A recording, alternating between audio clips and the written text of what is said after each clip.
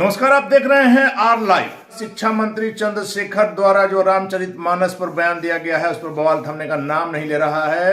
अब उनकी इस बात पर पलटवार किया है प्रसिद्ध ज्योतिषाचार्य आचार्य डॉक्टर राजनाथ झा ने। उन्होंने शिक्षा मंत्री को सलाह दी है कि यदि आप राजनीति कर रहे हैं तो कोई बात नहीं है, लेकिन यदि धर्म की बात कर रहे हैं तो थोड़ा आगे पीछे भी पढ़ लिया कीजिए। एक लाइन सिर्फ बोल करके चुप नहीं हो जाइए, उसका अर्थ भी समझिए। आप सुनिए आचार्य राजनाथ झा ने क्या कुछ सीख दी है शिक्षा मंत्री चंद्रशेखर को। तो उसके बाद अगर रामायण की राम की गीत अगर संपूर्ण विश्व में कोई फैलाने वाला हुआ है तो वो तुलसीदास जी हुए हैं। बाबा तुलसीदास जी का नाम है। और उन्होंने वैसे मनीषियों ने कुछ ऐसा नहीं लिख दिया जिसको आज हम उस बात पे चर्चा करें या उसकी महिमा को समझे। उतना ज्ञान होना परमावश्यक है।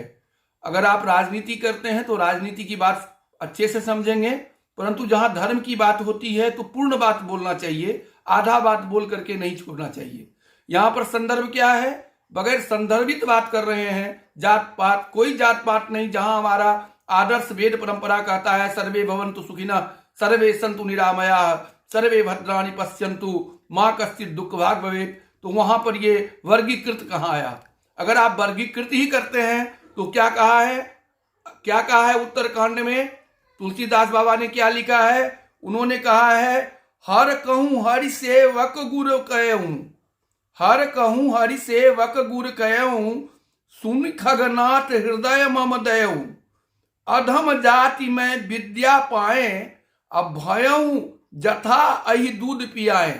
एक वाक्य बोल करके नहीं चलना चाहिए, आगे पीछे भी बोलिए। आगे पीछे अगर देख करके बोलिएगा तो संदर्भ आएगा, और जब संदर्भ आएगा तो व्यक्ति सुनेगा। एक पंक्ति उठा के आपने कह दिया अधम जात, किसको कहा गया अधम जात?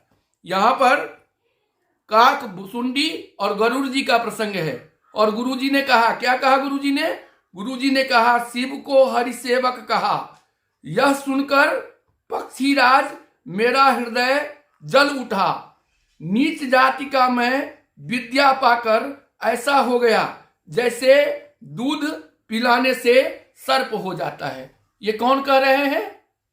ये काक भुसुंडी कह रहे हैं। काक भुसुंडी को आप समझते होंगे अगर आपने रामायण पढ़ा है तो। गरुड़राज को भी समझते होंगे आपने रामायण पढ़ा है तो। अरे यहां पशु पक्षी से लेकर मनुष्य मात्र तक ईश्वरी शक्ति को भजता है। ईश्वर की चेतना होती है। श्वान में, कुत्ते में ईश्वर की चेतना होती है। उनको भी भैरव के रूप में पूजा जाता है। हमारा आदर्श धर्म परंपरा जहां नदी, तालाब, पेड़ पौधों से लेकर व्यक्ति तक, पशु तक की पूजा करने की जहां विधान है, वहां आप उस पर प्रश्न चिन्ह लगा रहे हैं अधम जात। अगर आप राजनीति करते हो तो कोई बात नहीं, लेकिन अगर आप धर्मनीति करते हो तो ये कहना अप्रासंगिक है। ये प्रासंगिक नहीं है, ऐसा नहीं बोलना चाहिए। और अगर बोलते ही हैं तो कुछ रामायण का अध्ययन करना चाहिए।